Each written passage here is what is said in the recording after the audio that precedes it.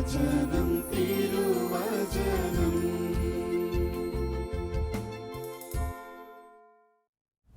മിശിഹായ്ക്ക് സ്തുതിയായിരിക്കട്ടെ. പരിശുദ്ധ അമ്മയുടെ മാധ്യസ്ഥം നമുക്ക് ഒരുമിച്ച് പ്രാർത്ഥിക്കാം. ദൈവകൃപ നിറഞ്ഞ മറിയമേ സ്വസ്തി, കർത്താവ് അങ്ങയോട് കൂടെ സ്ത്രീകളിൽ അങ്ങ് അനുഗ്രഹിക്കപ്പെട്ടവളാകുന്നു. അങ്ങയുടെ ഉദരത്തിൻ്റെ ഫലമായി ഈശോ അനുഗ്രഹിക്കപ്പെട്ടവനാകുന്നു. പരിശുദ്ധ മറിയമേ തമ്പുരാൻ്റെ അമ്മേ, പാപികളായി ഞങ്ങൾക്ക് വേണ്ടി ഇപ്പോഴും ഞങ്ങളുടെ മരണസമയത്തും തമ്പുരാനോട് അപേക്ഷിച്ച് കൊള്ളണമേ. പിതാവിനും പുത്രനും പരിശുദ്ധാത്മാവിനും സ്തുതി, അതിലെ പോലെ ഇപ്പോഴും എപ്പോഴും എന്നേക്കും. ആമേൻ. വിശേഷ സ്നേഹമുള്ള സഹോദരരെ, വിശുദ്ധ യോഹന്നാൻ്റെ 1-ാം ലേഖനം 5-ാം അധ്യായം 18, 19, 20 തിരുവചനങ്ങൾ. ദൈവത്തിൽ നിന്ന് ജനിച്ച ഒരുവനും പാപം ചെയ്യുന്നില്ല. ദൈവപുത്രൻ അവനെ സംരക്ഷിക്കുന്നു എന്ന് നാം അറിയുന്നു. ദുഷ്ടൻ അവനെ തൊടുകയുമില്ല. നാം ദൈവത്തിൽ നിന്നുള്ളവരാണെന്നും ലോകം മുഴുവൻ ദുഷ്ടൻ്റെ ശക്തിവലയത്തിലാണെന്നും നാം അറിയുന്നു. ദൈവപുത്രൻ വന്നെന്നും സത്യസ്വരൂപനെ അറിയാനുള്ള കഴിവ് നമുക്ക് നൽകിയെന്നും നാം അറിയുന്നു. നാം ആകട്ടെ സത്യസ്വരൂപനിലും അവിടുത്തെ പുത്രനായ യേശു ക്രിസ്തുവിലും ആണ്. സത്യസ്വരൂപനായ യേശു ക്രിസ്തുവിൽ വസിക്കാനുള്ള വിളി ലഭിച്ചവരാണ് നമ്മൾ. ഈശോയിൽ വസിക്കണം, ഈശോ നമ്മിൽ വസിക്കണം. അങ്ങനെ വസിക്കുമ്പോൾ, അങ്ങനെ ആകുമ്പോഴാണ് ദുഷ്ടൻ നമ്മളെ തൊടുകയില്ല എന്നുള്ള വലിയൊരു വചന വാഗ്ദാനം നമുക്കായിട്ട് അന്വർത്ഥമായിട്ട് തീരുക. ദുഷ്ടൻ നമ്മളെ തൊടുകയില്ല. അതേസമയം വചനം പറയുന്നു, ഈ ലോകം മുഴുവനും ദുഷ്ടൻ്റെ ശക്തിവലയത്തിലാണ്. അതിൻ്റെ പല പല തലങ്ങൾ നമ്മൾ ഈ വേദിയിൽ ഈ നാളുകൾ ചിന്തിച്ചിട്ടുണ്ട്. പ്രത്യേകിച്ചും ഈ കഴിഞ്ഞ സെഷനുകളിൽ നമ്മൾ ഈ ലോകത്തിൻ്റെ പദാർത്ഥ തലം, ഭൗതിക വസ്തുക്കളുടെ തലം, മണ്ണ്, ഭൂമി, അതിൻ്റെ മേലുള്ള തിന്മയുടെ സ്വാധീനം, സാധ്യത, അതേക്കുറിച്ചൊക്കെ നമ്മൾ ആവർത്തിച്ച് വചനത്തിലൂടെ അനുഭവങ്ങളിലൂടെയും ഒക്കെ നമ്മൾ ബോധ്യങ്ങൾ എടുത്തുകൊണ്ടിരിക്കുകയാണ്.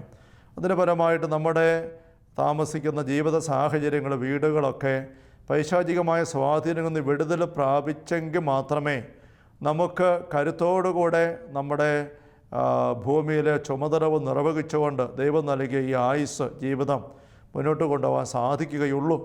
അല്ലായെങ്കിൽ അശുദ്ധമായ മണ്ണിൽ താമസിക്കുന്ന വ്യക്തികൾ, ശാപം വിഴുങ്ങിയ, ഏശയ്യ 24:5 നമ്മൾ നേരത്തെ കണ്ടതുപോലെ ശാപം വിഴുങ്ങിയ മണ്ണിൽ താമസിക്കുന്ന നിവാസികൾ ദഹിച്ചു തീരുന്ന അവസ്ഥ. അങ്ങനെ ദഹിച്ചു തീരേണ്ടവരല്ല നമ്മൾ. ഇതിനെവിടെ നമുക്കൊരു സംരക്ഷണം, അതിലുള്ള സംരക്ഷണത്തിൻ്റെ മാർഗങ്ങൾ നമ്മൾ ചിന്തിച്ചപ്പോൾ ജെറീക്കോ പ്രാർത്ഥനയെക്കുറിച്ച് കുറേ ചിന്തിക്കുകയുണ്ടായി. അതിൽ നമ്മൾ കാണുകയുണ്ടായി, ജെറീക്കോ പ്രാർത്ഥനയുടെ കരുത്തായിട്ട് നിൽക്കുന്ന ഒന്നാമത്തെ കാര്യം വാഗ്ദാന പേടകം എടുക്കുക, അല്ലെങ്കിൽ ദൈവം കൂടെയുള്ള ആളാവുക. ദൈവം കൂടെയുള്ള ആളാവുക, അതിലാണ് കരുത്ത്. ഈശോ തന്നെപ്പറ്റി തന്നെ പറയുന്ന വചനമൊക്കെ നമ്മൾ ധ്യാനിച്ചതാണ്. കർത്താവിൻ്റെ ആത്മാവ് എൻ്റെ മേലുണ്ട്, ദൈവം അവൻ്റെ കൂടെ ഉണ്ടായിരുന്നു.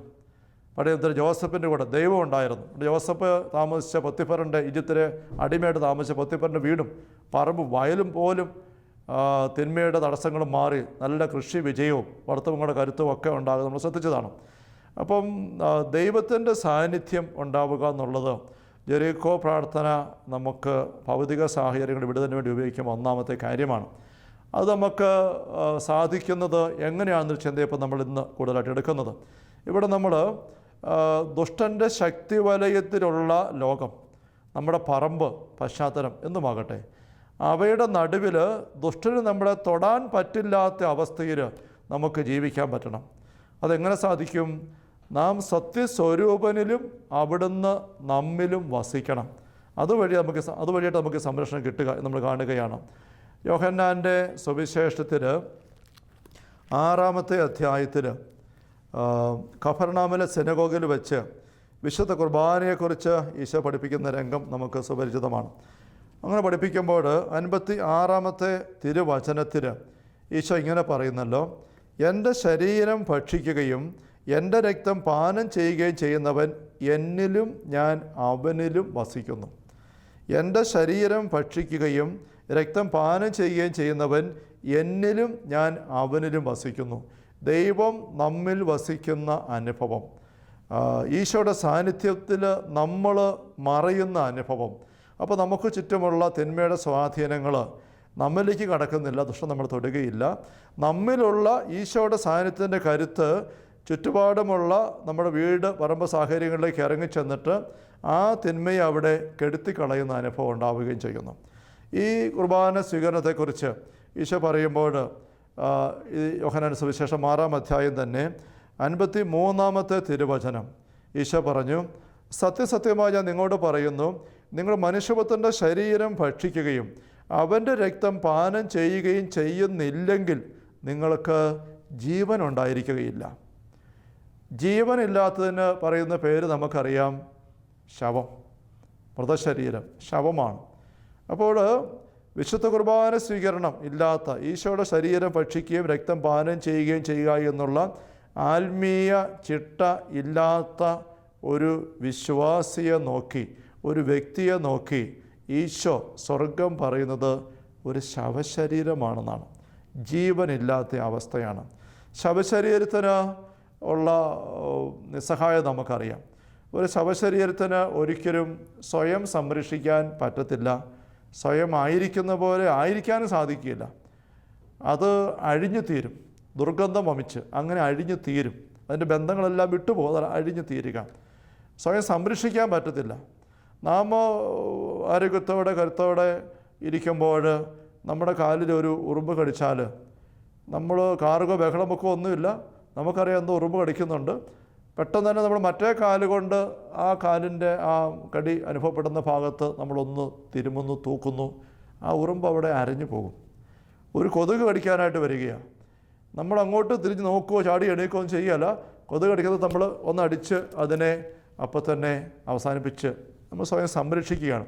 ഒരു ഉറുമ്പ് പോലും കടിക്കാൻ സമ്മതിക്കാതെ, ഒരു കൊതുക് കൊത്താൻ പോലും സമ്മതിക്കാതെ നമ്മളെ തന്നെ സൂക്ഷിക്കാൻ നമുക്ക് സാധിക്കുന്നു. നമ്മൾ ജീവൻ്റെ കരുത്തിലും ഉണർവിലും നിറവിലും ആയിരിക്കുമ്പോൾ. അതേസമയം സൂചിപ്പിച്ചു, ശവമായിരിക്കുമ്പോൾ ഈ സംരക്ഷണമില്ല.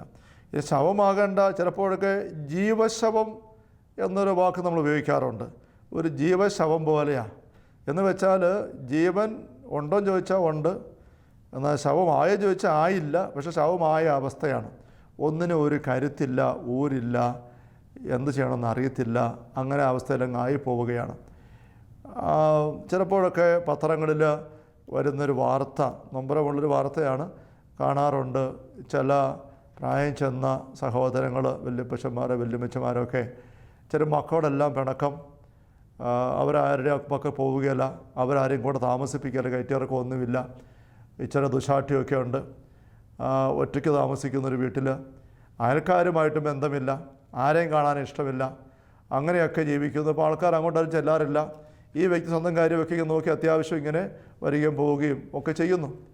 അങ്ങനെ ഇരിക്കെ ചിലപ്പം കുറേ ദിവസങ്ങളായിട്ട് ഈ വ്യക്തിയെ വീടിന് പുറത്ത് കാണുന്നില്ല. അപ്പോൾ ആൾക്കാരൊക്കെ പരസ്പരം ചോദിക്കും, നമ്മുടെ വല്യപ്പച്ചനെ കണ്ടില്ലല്ലോ, ഇന്നലെ കണ്ടില്ല, ഇന്ന് കണ്ടില്ല, എന്ത് പറ്റി, ഇവിടെ ഇല്ലേ, ഇനി മക്കളുടെ അടുത്തെങ്ങാനും പോയോ? ഓ, അങ്ങനെ പോയതായിട്ടൊന്നും പറഞ്ഞ് കേട്ടില്ലല്ലോ. വരുമായിരിക്കും. പിന്നെ ഒരു ദിവസം 2 ദിവസം കഴിഞ്ഞ് കഴിയുമ്പം ഈ അയൽപക്കക്കാർക്ക് സംശയമാകും, ഇനി വല്ല അവശതയും വന്നിട്ട് കിടപ്പായെങ്ങാനും പോയോ, വല്ല സംഭവിച്ചു പോയോ.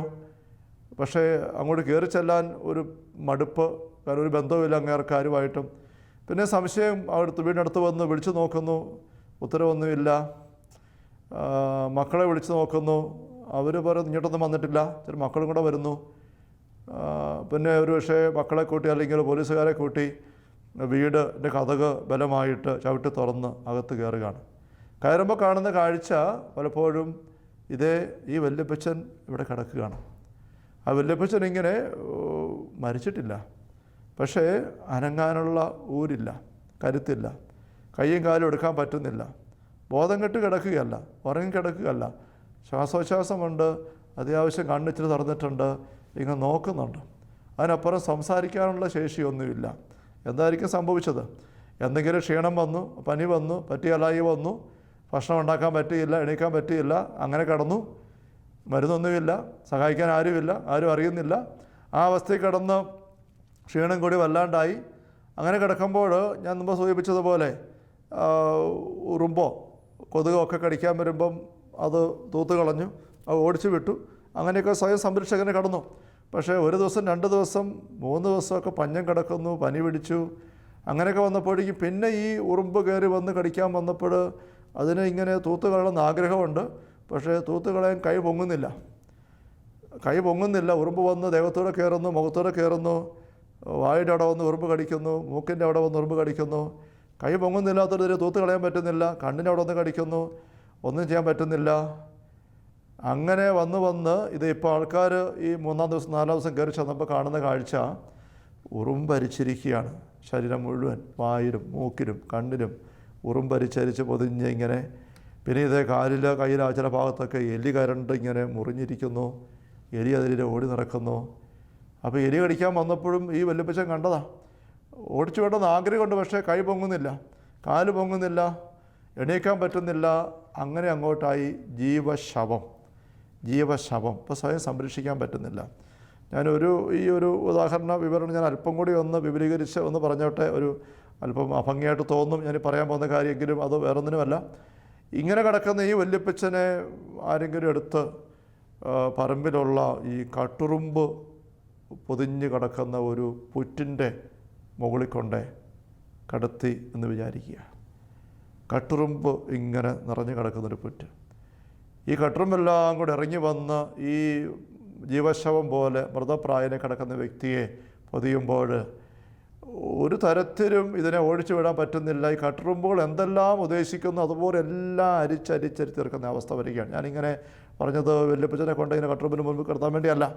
ഞാൻ സൂചിപ്പിച്ചത് നമ്മൾ ഈ ഒരു വേദിയിൽ ഇതിനു മുമ്പ് സാമാന്യം വിശദമായിട്ട് പങ്കുവച്ചുകൊണ്ടിരിക്കുന്ന ഒരു കാര്യമാണ് ഈ വസ്തുക്കളിലും പറമ്പുകളിലും ഒക്കെയുള്ള പൈശാചിക അവകാശം പതിഞ്ഞു കിടക്കുന്ന അവസ്ഥ. പിശാചിന് അവകാശം കിട്ടിയതാണ് ഈ സ്ഥലം എന്ന് ഞാനൊരു കുടുംബത്തിന് വേണ്ടി പ്രാർത്ഥിച്ച് വന്നിട്ട് എത്ര നോക്കിയിട്ടും വിടുതൽ കിട്ടാതെ വന്നപ്പം എൻ്റെ ആത്മീയ പിതാവായ വാഗമണ് കുരിശമല ആശ്രമത്തിൽ അന്നുണ്ടായിരുന്ന മരിദാസത്തിൻ്റെ പക്കം ചെന്നപ്പോൾ അച്ഛൻ ആ കുടുംബത്തിന് വേണ്ടി പ്രാർത്ഥിച്ചിട്ട് പറഞ്ഞൊരു ഉത്തരം ഞാൻ ഈ വേദിയിൽ നേരത്തെ പങ്കുവച്ചിട്ടുണ്ട്. അച്ഛൻ ഉറപ്പിച്ചു പറഞ്ഞു, അവർ വീട് വെച്ച് താമസിക്കുന്ന ഈ കുടുംബം വീട് താമസിക്കുന്ന ആ പറമ്പിൽ പിശാചിന് അവകാശം കിട്ടിയിട്ടുണ്ട്. പിശാച് അവിടെ കൂടി പാർക്കുന്നുണ്ട്. അവൻ്റെ ശക്തമായ സാന്നിധ്യം അവിടെയുണ്ട്. അവകാശം കിട്ടുന്ന എങ്ങനെ എനിക്കെന്ന് ആശ്ചര്യമായിരുന്നു. അപ്പോൾ അച്ഛനെ വിശദീകരിച്ചു, ഇവരൊന്നും ചെയ്തതല്ല ഈ ആൾക്കാർ. നേരത്തെ അവിടെ പാർത്തിരുന്ന ഏതോ വ്യക്തികൾ ചില പൈശാചിക അരൂപികളെ മറ്റു ചില കാര്യങ്ങൾക്ക് വേണ്ടി പ്രശ്നം തീർക്കാൻ വേണ്ടിയിട്ട് വിളിച്ചു വരുത്തി അവിടെ കുടിയിരുത്തിയിട്ടുണ്ട്. അതുമായി ബന്ധപ്പെട്ട് ഞാനോട് പറയുകയുണ്ടായി, എൻ്റെ പഠനത്തിൽ ഞാൻ കണ്ട കാര്യങ്ങളിൽ ഈ അക്രൈസ്തവ ഭൂതോച്ചാടന രീതികളിൽ വളരെ അധികമായിട്ട് ഉപയോഗിക്കപ്പെടുന്ന ഒന്നാണ് ഇറക്കി വിടാൻ പറ്റുന്നില്ലാത്ത പൈശാചിക അരൂപികളെ എങ്ങനെയെങ്കിലും എവിടെയെങ്കിലും കുടിയിരുത്തി വീട്ടിനകത്ത് തന്നെ ഒരു മുറിയിലോ മൂലയ്ക്കോ പൂജാമുറി ഉണ്ടാക്കിയിട്ടോ അല്ല പറമ്പിൽ എവിടെയെങ്കിലും കാവ് പോലെയൊക്കെ ഉണ്ടാക്കി വെച്ചിട്ടോ ചില അടയാളങ്ങളൊക്കെ ഉണ്ടാക്കി വെച്ച് കല്ലുമൊക്കെ എടുത്ത് വെച്ച് അങ്ങനെ അവിടെ വിളക്ക് തെളിച്ചും ചിലപ്പോൾ പാലൊഴിച്ചും നെയ്യൊഴിച്ചും ഇങ്ങനെയൊക്കെ ചില പ്രത്യേക കാര്യങ്ങൾ മദ്യം കൊണ്ടുവച്ചും ഒക്കെ അങ്ങനെ പ്രീതിപ്പെടുത്തിയൊക്കെ ശല്യം ഒഴിവാക്കാൻ നോക്കുന്ന രീതി. അങ്ങനത്തെ ഒരു രീതി നൂറ്റാണ്ടുകൾക്ക് മുമ്പും നിലവിലുണ്ടായിരുന്നുവെന്ന സഭാപിതാക്കന്മാരുടെ സാക്ഷ്യങ്ങൾ പലപ്പോഴും കാണാൻ സാധിക്കുന്നുണ്ട്. എൻ്റെ പഠനത്തിൽ ഞാൻ കണ്ടെത്തിയ കാര്യമാണ്. അപ്പം അങ്ങനെയൊക്കെയുള്ള പ്രവൃത്തികൾ വഴിയായിട്ടാണ് ഒരു പറമ്പിൽ പിശാചിന് അവകാശം കിട്ടുന്നത് നമ്മൾ കണ്ടതാണ്. എന്ന് ചിലപ്പം ഇങ്ങനെ പിശാചിനെ വിളിച്ചു വരുത്തിയില്ലെങ്കിൽ പോലും പിശാചിൻ്റെ പ്രവൃത്തിയാണ് പാപം. കെട്ട പാപത്തിൻ്റെ സംഭവങ്ങൾ ഒരു വീട്ടിൽ നടക്കുമ്പോൾ ഒരു പറമ്പിൽ നടന്നാൽ അവിടെ പൈശാചികമായ അന്തരീക്ഷം ഉണ്ടാകുന്നു. നമ്മളതും ഈ നാളുകളിൽ ചില ഉദാഹരണങ്ങൾ കണ്ടതാണ്. ദുർമരണം, കൊലപാതകം, ആത്മഹത്യ ഇങ്ങനെയൊക്കെ സംഭവിച്ചു കഴിയുമ്പോൾ ആ മുറി താമസിക്കാൻ മേലാത്ത അവസ്ഥയുണ്ടായിട്ട് ആൾക്കാർ ഇട്ടിട്ട് പോകുന്നു.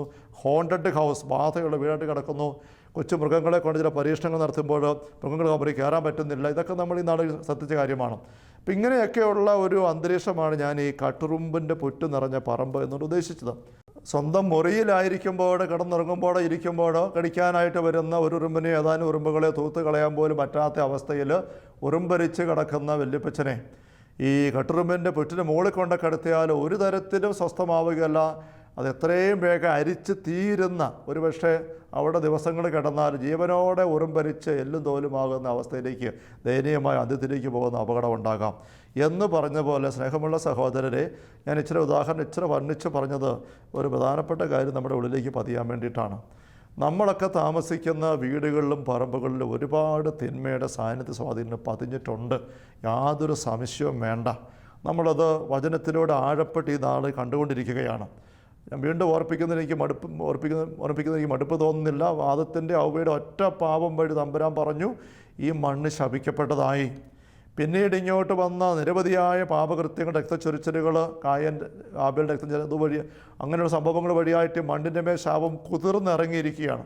അപ്പോൾ നമ്മളൊക്കെ ഈ ആദം ഹവ്വയും ചെയ്ത പാപത്തിന് മാത്രം മനുഷ്യവർഗത്തെ അധപതിപ്പിക്കാൻ സാധിച്ചു, പിന്നെയുള്ള പാപങ്ങളൊന്നും ആരെയും ബാധിച്ചിട്ടേ ഇല്ല എന്ന് ചിന്തിക്കുന്നതിന് അർത്ഥമൊന്നുമില്ല. ചിലപ്പോഴൊക്കെ നമുക്ക് ഒരു ഭാരം ഉണ്ടാക്കാതിരിക്കാൻ വേണ്ടി ചിലപ്പോഴൊക്കെ പ്രബോധനം നൽകുന്ന ആൾക്കാർ പറയാറുണ്ട്, നമുക്ക് മുമ്പ് താമസിച്ചു പോയ വ്യക്തികൾ ചെയ്തതിൻ്റെ ഒരു ദുസ്വാധീനവും നമ്മളിലേക്കൊന്നും വരുന്നില്ല. അങ്ങനെ ഒന്നുമില്ല. നാം ചെയ്യുന്ന പാപത്തിന് വല്ല ഭാരം ഉണ്ടാകും നമ്മൾ വഹിച്ചാൽ മതി. അല്ലാതെ മുൻ തലമുറകളിലുള്ള ആൾക്കാർ ചെയ്തതിൻ്റെ ഒരു സ്വാധീനം നമ്മിലേക്ക് വരുന്നില്ല. വചനം പറയുന്നുണ്ട്, അപ്പൻ അല്ലെങ്കിൽ വർണ്ണവന്മാർ പച്ചമുന്തിരി തിന്നു, അതിൻ്റെ പേരിൽ മക്കളുടെ പല്ല് പൊളിച്ചു എന്നുള്ള ചൊല്ല് ഇനിയില്ല. എന്ന് വെച്ചാൽ അതുവഴി പ്രവാചകൻ ഉദ്ദേശിക്കുന്നത്, നമുക്കതേപ്പറ്റി പിന്നീട് അല്പം കൂടി ചിന്തിക്കണം. പ്രവാചകൻ ഉദ്ദേശിക്കുന്നത് പാപം ചെയ്യുന്ന വ്യക്തിക്കാണ് പാപത്തിൻ്റെ ഉത്തരവാദിത്വം. അതിൻ്റെ ഉത്തരവാദിത്വം ദൈവത്തിൻ്റെ മേലെ ഉത്തരം കൊടുക്കേണ്ടത് ആ വ്യക്തി മാത്രമാണ്.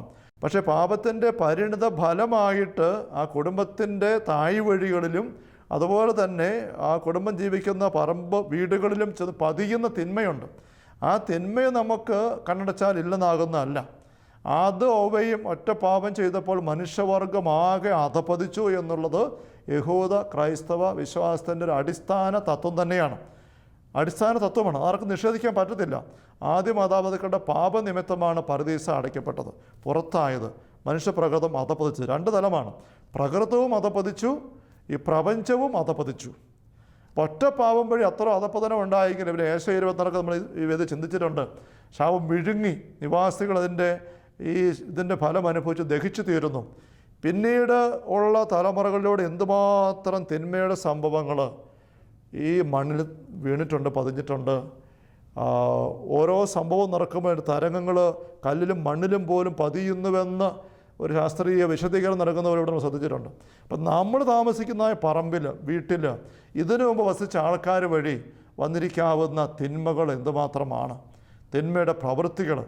പല വിശ്വാസ രീതിയിൽ പോകുന്ന ആൾക്കാർ അവരുടേതായ ആചാരങ്ങളും രീതികളും വെച്ച് വല്ലാത്ത പ്രശ്നങ്ങളിൽ പെട്ട് കിടന്ന നാളുകളിൽ ആ പ്രശ്നങ്ങളെ പരിഹരിക്കാൻ വേണ്ടി അവർ സംശയിച്ചതായ തിന്മയുടെ കെട്ടുകൾ അഴിക്കാൻ വേണ്ടിയിട്ട് അവർക്കറിയാവുന്ന ആൾക്കാരെ വിളിച്ചുകൊണ്ട് വന്നപ്പം ആ ആൾക്കാർ ഈ തിന്മയുടെ കാര്യങ്ങൾ ഇറക്കി വിടാൻ പറ്റാതെ വന്നപ്പം ഞാൻ സൂചിപ്പിച്ചതുപോലെ അതിനേക്കാൾ ശക്തി കൂടിയ പൈശാചിക അരിവുകളെ വിളിച്ചു വരുത്തിയും കുടിയിരുത്തിയും ഒക്കെ അങ്ങനെയൊക്കെ ഉള്ള കാര്യങ്ങൾ ചെയ്ത പറമ്പുകളും മണ്ണും കല്ലും ഒക്കെ നമുക്ക് ചുറ്റുമുണ്ട്. അങ്ങനെയുള്ള തിന്മയ്ക്ക് അവകാശം കിട്ടിയ സ്ഥലത്ത് കൂദാശാജീവിതമില്ലാത്ത, കുർബാനസ്വീകരണവും കുമ്പസാരവും ഇല്ലാത്ത ഒരു വ്യക്തി, ആ വ്യക്തിയെക്കുറിച്ച് വചനം പറയുന്നത്, എൻ്റെ ശരീരം ഭക്ഷിക്കുകയും രക്തം പാനം ചെയ്യുകയും ചെയ്യുന്നില്ലെങ്കിൽ നിങ്ങൾക്ക് ജീവനില്ല, ശവമാണ്. അപ്പോൾ സ്വർഗത്തിൻ്റെ മുമ്പിൽ ശവമായിരിക്കുന്നൊരവസ്ഥയാണ് കുർബാനസ്വീകരണവും കുദാശജീവിതവും ഇല്ലാത്തൊരു വ്യക്തി. അങ്ങനത്തെ ഒരു വ്യക്തിയാണ് ഇങ്ങനെയുള്ളൊരു വീട്ടിൽ പോയി അല്ല അങ്ങനത്തെ ഒരു പറമ്പിൽ പോയി വീട് വെച്ച് താമസിക്കാൻ ആരംഭിക്കുന്നതെങ്കിൽ ആ വ്യക്തിയുടെ അവസ്ഥ എത്രയോ ദയനീയമാണ്.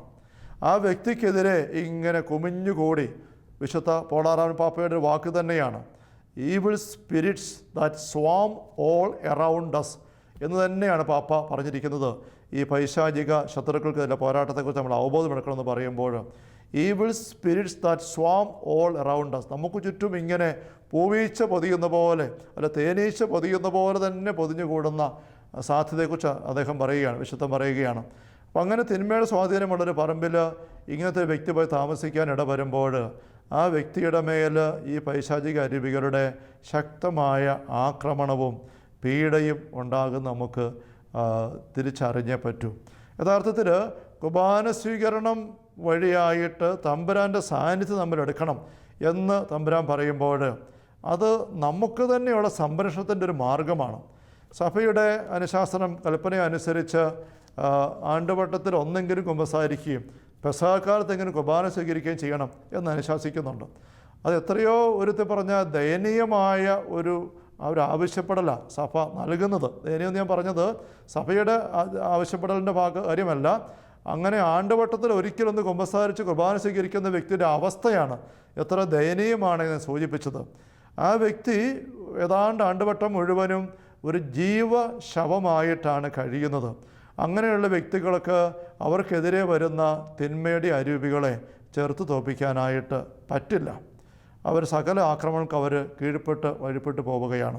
അപ്പോൾ ജെറിക്കോ പ്രാർത്ഥനയുടെ ഒന്നാമത്തെ വ്യവസ്ഥയായിട്ട് പറയുന്ന കർത്താവിൻ്റെ വാഗ്ദാന പേടകം എടുക്കുക എന്ന് വെച്ചാൽ കർത്താവ് വസിക്കുന്ന പേടകമായിട്ട് ഞാൻ മാറുക. ഈശോ വസിക്കുന്ന പേടകം സക്രാരിയാണെന്ന് നമ്മൾ പറയാറുണ്ട്. പക്ഷേ ഈശോയുടെ തിരുവചനം കുർബാനയുമായിട്ട് ബന്ധപ്പെട്ടത് നമ്മൾ ചിന്തിക്കുമ്പോൾ അന്ത്യത്താഴ വേളയിൽ ഈശോ കുർബാന സ്ഥാപിക്കുന്ന വിവരണം മത്തായി, മർക്കോസ്, ലൂക്കാസ് സുവിശേഷന്മാർ 3 പേര് നൽകുന്നുണ്ട്. അതേസമയം ഒപ്പം തന്നെ പൗലോസ് അപ്പസ്തോലനും 1 കൊരിന്ത്യർ 11 ആ വിവരണം നൽകുന്നുണ്ട്. അങ്ങനെ 4 വിവരണങ്ങളിലും ഈശോ കുർബാനയെപ്പറ്റി പറയുമ്പം ഇത് അപ്പമെടുത്ത് വാഴ്ത്തി ആശീർവദിച്ച് മുറിച്ച് കൊടുത്തുകൊണ്ട് പറഞ്ഞു, ഇത് നിങ്ങൾക്ക് വേണ്ടി പാവമയത്തെ മുറിക്കപ്പെടുന്ന എൻ്റെ ശരീരം, നിങ്ങളെല്ലാവരും വാങ്ങി ഭക്ഷിക്കണം, എല്ലാവരും വാങ്ങി രക്തം പാനം ചെയ്യണം, അങ്ങനെ പറയുകയാണ്. അതുപോലെ തന്നെ യോഹന്നാൻ്റെ നമ്മളിപ്പോൾ സൂചിപ്പിച്ചതായ 6-ാം അധ്യായത്തിൽ കഫർനഹൂമിൽ സെനകുറിച്ച് പഠിപ്പിക്കുമ്പോൾ സ്വർഗത്തിൽ നിറങ്ങി വന്ന അപ്പം ഞാനാണ് എന്ന് പറയുന്നിടത്ത് അവിടെയും ഈശോ ആവർത്തിച്ച് പറയുന്നൊരു കാര്യം, ഈ അപ്പം നിങ്ങൾ വാങ്ങി ഭക്ഷിക്കണം. യോഹന്നാൻ്റെ ഈ 6-ാം അധ്യായത്തിൽ ഈ പ്രഭാഷണത്തിൻ്റെ അവസാനത്തെ 9 വാക്യങ്ങൾ 50-ാം വാക്യം മുതൽ 58-ാം വാക്യം വരെ നമ്മൾ വായിക്കുമ്പോൾ നിങ്ങൾ ബൈബിൾ എടുത്ത് പിന്നീട് ശ്രദ്ധിച്ചു കൊള്ളുക. 50 മുതൽ 58 വരെയുള്ള 9 വാക്യങ്ങളിൽ 9 പ്രാവശ്യം ഈശോ ആവർത്തിക്കുന്നൊരു വാക്കുണ്ട്. ആ വാക്ക് ഇത് നിങ്ങൾ വാങ്ങി ഭക്ഷിക്കണം. ഭക്ഷിക്കാൻ വേണ്ടിയിട്ട് ഇത് ഭക്ഷണമാണ്. ഭക്ഷിക്കുന്നില്ലെങ്കിൽ ഇങ്ങനെ പറഞ്ഞുകൊണ്ട് ഭക്ഷിക്കുക എന്നുള്ള ആശയം ഈശോ ഉള്ളിൽ നിറഞ്ഞു നിൽക്കുക. എന്ന് വെച്ചാൽ വിശുദ്ധ കുർബാന ഈശോ ഉദ്ദേശിക്കുന്നത് സക്രാരിയിൽ വെക്കാൻ പൂട്ടി വെക്കാനല്ല, അരുളിക്കൽ എഴുന്നള്ളിച്ച് വെക്കാനുമല്ല. അതൊക്കെ സഭയുടെ പാരമ്പര്യ അനുഭവത്തിൽ ഓരോ ആവശ്യങ്ങളോട് പ്രതികരിക്കാനുള്ള സഭയുടെ പ്രതിബദ്ധതയിൽ സഭ രൂപം കൊടുത്ത ചില രീതികളാണ്. യഥാർത്ഥത്തിൽ ഈശോ ഉദ്ദേശിക്കുന്ന സക്രാരി അരുളിക്ക നമ്മുടെ ഹൃദയമാണ്. നമ്മുടെ സക്രാരി നമ്മുടെ ശരീരമാണ്. അരുളിയിരിക്കുന്നിടം അത് അരുളിക്ക. നമ്മുടെ ഉള്ളങ്ങളിൽ കുർബാന സ്വീകരണം വഴി ഈശോയുടെ സാന്നിധ്യം നിറച്ച് ജീവിക്കുന്ന സക്രാരിയായി, ഏതെങ്കിലും ഇരുമ്പുപണിക്കാരൻ വർക്ക്ഷോപ്പിലുണ്ടാക്കിയ സക്രാരി അല്ല, ദമ്പരതനെ ഉണ്ടാക്കിയ സക്രാരി. ഈ സക്രാരിയിൽ, ഈ അരുളിക്കയിൽ തമ്മിൽ സാന്നിധ്യം എടുത്തുകൊണ്ട് നമ്മൾ ഇറങ്ങുക. ഈശോ ദൈവം കൂടെയുള്ളവനായി ചുറ്റും നടന്നപ്പോൾ പിശാചിൻ്റെ പീഡകൾ വിട്ടുപോയി. പഴയ നിയമത്തിലെ പൂർവ്വപിതാ ജോസഫ് ദൈവം കൂടെയുള്ള അവസ്ഥയിൽ പൊത്തിപ്പറിൻ്റെ വീട്ടിലും പറമ്പിലും നടന്നപ്പോൾ അവിടെ ഐശ്വര്യമുണ്ടായി, തിന്മകളൊക്കെ വിട്ടുമാറി. ഇതുപോലെ തമ്പുരാൻ്റെ സാന്നിധ്യം എടുത്തുകൊണ്ട് നമ്മൾ നമ്മുടെ വീട്ടിലേക്കും പറമ്പിലേക്കും അനുദിനം ഇറങ്ങണം. അന്നു വേണ്ടി ആഹാരം ഇന്ന് തരണമേ എന്ന് പറയുമ്പോൾ ഈശോ ഉദ്ദേശിക്കുന്നത് നമ്മൾ പ്രാർത്ഥിപ്പിക്കുമ്പോൾ ഈ പിതാവ് നൽകുന്ന സ്വർഗീയ അപ്പമാണ്. കുർബാന സ്വീകരണത്തിൻ്റെ പ്രാധാന്യം, സ്നേഹമുള്ളവരെ, ഇത് നമുക്ക് വേണ്ടി ദൈവം വെച്ചിരിക്കുന്ന സ്വർഗീയ സഹായമാണ്. സഭയ്ക്ക് വേണ്ടിയിട്ടല്ല, അച്ഛന്മാർക്ക് വേണ്ടിയിട്ടല്ല, നാട്ടുകാരെ കാണിക്കാൻ വേണ്ടിയിട്ടല്ല, നമുക്ക് വേണ്ടിയിട്ട് ഞാൻ എന്ന വ്യക്തി കരുത്തോടെ തിന്മയെ കീഴ്പ്പെടുത്തി ദൈവം കൂടെയുള്ള ആളായിട്ട് നടക്കാൻ, വാഗ്ദാന പേടകമായി മാറാൻ വേണ്ടി ദൈവം നൽകിയിരിക്കുന്ന വലിയ സഹായം നമുക്ക് ഈ ബോധ്യം എടുക്കാനായിട്ട് സാധിക്കട്ടെ. നമുക്കൊരു നിമിഷം തിരുസ നമ്മുടെ ഉള്ളങ്ങളെ പ്രാർത്ഥനാപൂർവ്വം ഉയർക്കാം. സ്നേഹനാഥനായ ഈശോയെ, അങ്ങ് മനുഷ്യനായി ഭൂമിയിൽ അവതരിച്ചു. പിതാവായ ദൈവത്തിൻ്റെ വചനം മാംസമായി വന്നു. അങ്ങ് ഭൂമിയിൽ നിന്നും പിതാവിൻ്റെ പക്കലേക്ക് തിരിച്ചു പോകുവാൻ നേരം ലോകാവസാനം വരെ ഞങ്ങളുടെ കൂടെ മനുഷ്യമക്കളുടെ ആയിരിക്കാൻ വിശുദ്ധ കുർബാന സ്ഥാപിച്ചു. അങ്ങ് നിർബന്ധമായിട്ട് ആവശ്യപ്പെട്ടു, നിങ്ങൾ ഓരോരുത്തരും എല്ലാവരും ഈ അപ്പം വാങ്ങി ഭക്ഷിക്കണം. അതുവഴിയായിട്ട് അങ്ങ് ഉറപ്പ് തന്നു, ഞാൻ നിങ്ങളിലും നിങ്ങൾ എന്നിലും വസിക്കും, ഞാൻ കൂടെയുള്ള ആളുകളായിട്ട് നിങ്ങൾ മാറും. 1 യോഹന്നാൻ 5 ഞങ്ങൾ വചനം വായിക്കുന്നു, ലോകം ദുഷ്ടൻ്റെ ശക്തി വലയത്തിൽ, പക്ഷേ ദുഷ്ടൻ നമ്മളെ തൊടില്ലാതെ നമുക്ക് ജീവിക്കാൻ പറ്റും നാം സത്യസ്വരൂപനിൽ വസിക്കുമ്പോൾ, സത്യസ്വരൂപൻ നമ്മിൽ വസിക്കുമ്പോൾ. നല്ല ഈശോയെ, ഞങ്ങൾക്ക് മനസ്സിലാകുന്നു എന്തുകൊണ്ടാണ് അങ്ങ് ഞങ്ങളുടെ ആവശ്യപ്പെടുന്നത്. അന്നു വേണ്ടി ആഹാരം ഇന്ന് തരണമെന്ന് പ്രാർത്ഥിക്കാൻ. ശരീരത്തിൻ്റെ ഭക്ഷണത്തെക്കുറിച്ച് അതിനേക്കാൾ കൂടുതലായിട്ട് അങ്ങ് വ്യക്തമാക്കുന്ന പോലെ എൻ്റെ സ്വർഗസ്ഥനായ പിതാവാണ് നിങ്ങൾക്ക് ആവശ്യമായ അപ്പം തരുന്നത്. ആ അപ്പം ഞാനാണ്, ആ അപ്പം എൻ്റെ ശരീരമാണ്. ഇത് വാങ്ങി ഭക്ഷിക്കുമ്പോൾ നിങ്ങൾ ജീവനുള്ളവരാകും, അല്ലെങ്കിൽ നിങ്ങൾ ശവശരീരങ്ങളാണ്. ജീവശവങ്ങളായിട്ട് കഴിയുമ്പോൾ ഒരു കട്ടുറുമ്പിൻ്റെ കടി പോലും തൂത്ത് കളയാനുള്ള കരുത്തില്ലാത്തവരായി നിങ്ങൾ തീരും. നല്ല ഈശോയെ, ഞങ്ങൾ വസിക്കുന്ന പറമ്പിലും വീട്ടിലും മണ്ണിലുമൊക്കെ ഉള്ള പൈശാചിക കട്ടുറുമ്പുകളുടെ സ്വാധീനങ്ങളെ കരുത്തോടെ ദൂരീകരിച്ച് ജീവൻ്റെ നിറവുള്ളവരായി ജീവിക്കാൻ, ഞങ്ങളുടെ ജീവസാഹചര്യങ്ങളിൽ അങ്ങേക്ക് മഹത്വമാകത്തക്ക രീതിയിൽ മുന്നേറാൻ അങ്ങ് ഞങ്ങൾക്ക് വേണ്ടി കരുതിയിരിക്കുന്ന ഈ വിശുദ്ധ കുർബാന സ്വീകരണത്തിൻ്റെ മനോഹരമായ കൃപയെ ഓർത്ത് അനുഗ്രഹത്തെ ഓർത്ത് ഞങ്ങളങ്ങ് നന്ദി പറയുന്നു. നന്ദിയുള്ള ഹൃദയത്തോടെ വിശ്വാസത്തോടെ പരമാവധി അനുദിനം അങ്ങയുടെ അൾത്താരിയിൽ അണഞ്ഞ് അങ്ങയെ സ്വീകരിച്ചുകൊണ്ട് വന്ന് ഞങ്ങളുടെ ജീവിത വ്യാപാര തലങ്ങളിൽ വിടുതൽ കൊടുക്കുന്നവരാകും ഞങ്ങളെ അനുഗ്രഹിക്കണമേ, സഹായിക്കണമേ. കർത്താവായ ദൈവമേ, അപരിശുദ്ധ കത്തോലിക്കാ സഭയിൽ എളിയ ദാസനം കനിഞ്ഞു നൽകിയ ശുശ്രൂഷ പൗരോഹിത്യത്തിൻ്റെ അഭിഷേകാധികാരം അനുസരിച്ച് പാലാരൂപതയുടെ വാഗോൺ മണ്ഡലം ധ്യാനകേന്ദ്രത്തിൻ്റെ നിയമനാധികാരം അനുസരിച്ചും അങ്ങയുടെ തിരുവചനത്തിന് കാതോർത്ത് വിശ്വാസപൂർവ്വം ശിശുഭാവത്തോടെ അതിനായി ഉള്ളു തുറന്ന് പ്രത്യേകിച്ച് ഞങ്ങളുടെ ഭൗതിക ജീവിത സാഹചര്യങ്ങളെയും ഭവന പരിസരങ്ങളെല്ലാം അങ്ങനെ സ്പർശനത്തിനായിട്ട് തുറന്നു കൊടുത്ത് പരമാവധി കുർബാന സ്വീകരണമെടുക്കാനുള്ള തീരുമാനമെടുത്തുകൊണ്ടായിരിക്കുന്ന മക്കളുടെ മേൽ അങ്ങയുടെ നാമത്തിന് കാലമെടുത്താസൻ പ്രാർത്ഥിക്കുന്നു. കർത്താവെ, സകല പൈശാചിക സ്വാധീനങ്ങളെയും കടിക്കുന്ന ഉറുമ്പിനെ തൂത്തെറിയുന്നവർ തൂത്തെറിയാനുള്ള ആത്മീയ കരുത്ത് കൊണ്ട് അങ്ങയുടെ ദീപികയുടെ സാന്നിധ്യം വഴി മക്കൾ നിറയട്ടെ. കർത്താവ് യേശുമിശിഹായുടെ സമൃദ്ധമായ കൃപയും അനുഗ്രഹങ്ങളും പിതാവായ ദൈവത്തിൻ്റെ അവനനീയമായ സ്നേഹവും പരിശുദ്ധാത്മാവായ ദൈവത്തിൻ്റെ നിരന്തരമായ സഹവാസവും സ്നേഹമുള്ള സഹോദരങ്ങളെ നാം ഓരോരുത്തരുടെ കൂടെ ഉണ്ടായിരിക്കട്ടെ, ഇപ്പോഴും എപ്പോഴും എന്നേക്കും. ആമേൻ.